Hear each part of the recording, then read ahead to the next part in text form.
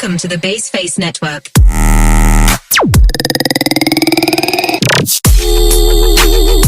Are you down for this?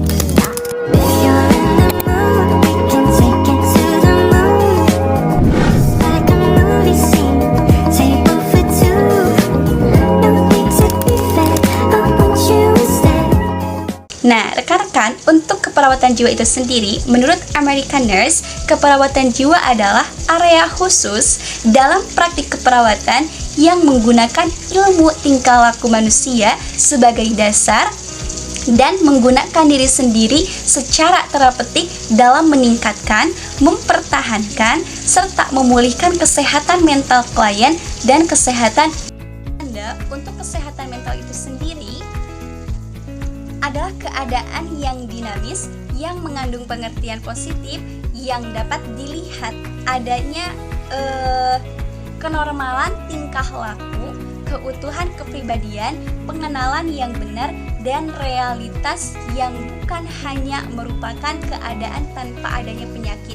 Jadi individu dengan kesehatan jiwa yang baik itu akan merasa bahagia dan puas dengan hidup mereka, memiliki rasa percaya diri dan harga diri yang tinggi, kemudian mampu membangun hubungan yang sehat dengan orang lain dan mampu mengatasi stres dan kesulitan dengan cara yang sehat. Nah, jadi rekan-rekan, mungkin itu ya untuk definisi perbedaan antara kesehatan jiwa dan keperawatan. Penerapan konteks sosial dan budaya kesehatan mental. Nah, beberapa model ini telah diusulkan untuk menjelaskan efek dari perubahan sosial dan budaya dan kesehatan. Banyak dari ini terbatas karena mereka menetapkan penekanan besar pada aktualisasi. Nah, perubahan nilai-nilai dan keyakinan imigran ke arah itu dari negara tuan rumah dan berasumsi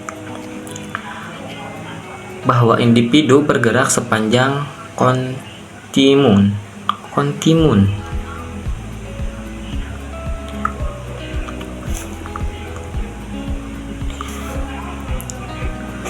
dari budaya asli dengan budaya yang dominan.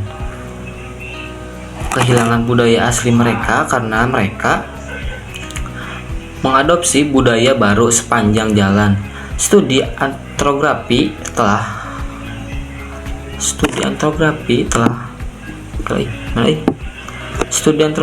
telah menunjukkan bahwa budaya tidak status atau linear,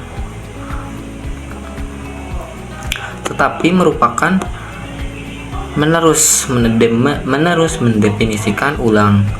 Lalu juga ada prinsip keperawatan jiwa. Yang pertama ada manusia, lingkungan, kesehatan, dan juga perawat.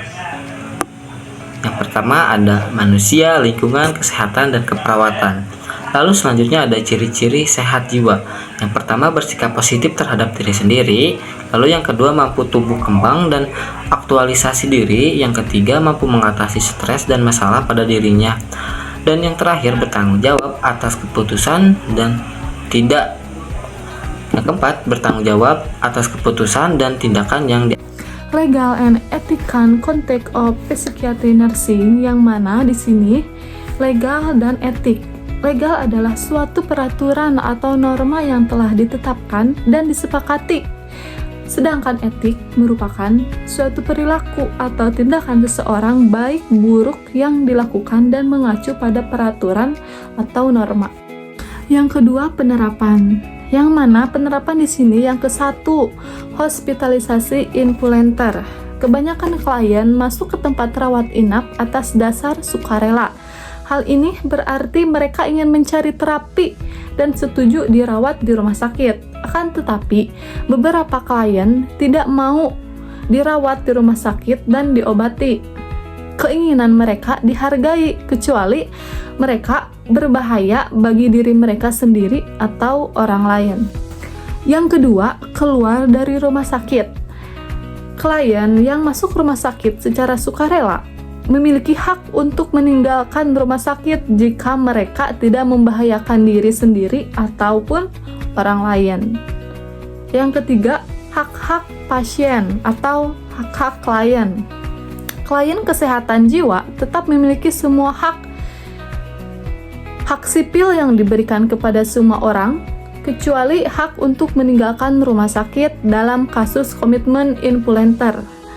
Klien memiliki hak untuk menolak terapi, mengirim dan menerima surat yang masih tertutup, dan menerima atau menolak pengunjung-pengunjung. Di sini ada konservator ya, yang dimana si konservator ini merupakan pengangkatan atau pelindung hukum ya, merupakan proses di mana seorang individu mengalami disabilitas berat terbukti tidak kompeten, tidak dapat menyediakan makanan, pakaian, kemudian tempat tinggal bagi diri mereka sendiri.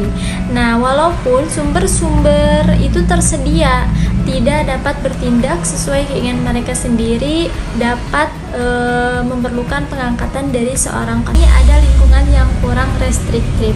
Nah, yang dimana klien ini memiliki hak untuk menjalani terapi di lingkungan yang memang kurang restriktif, yang tepat ya untuk memenuhi kebutuhan mereka. Nah, hal ini berarti si klien ini tidak harus dirawat di rumah sakit jiwa aja gitu, tetapi dapat diobati di lingkungan rawat jalan ataupun group home.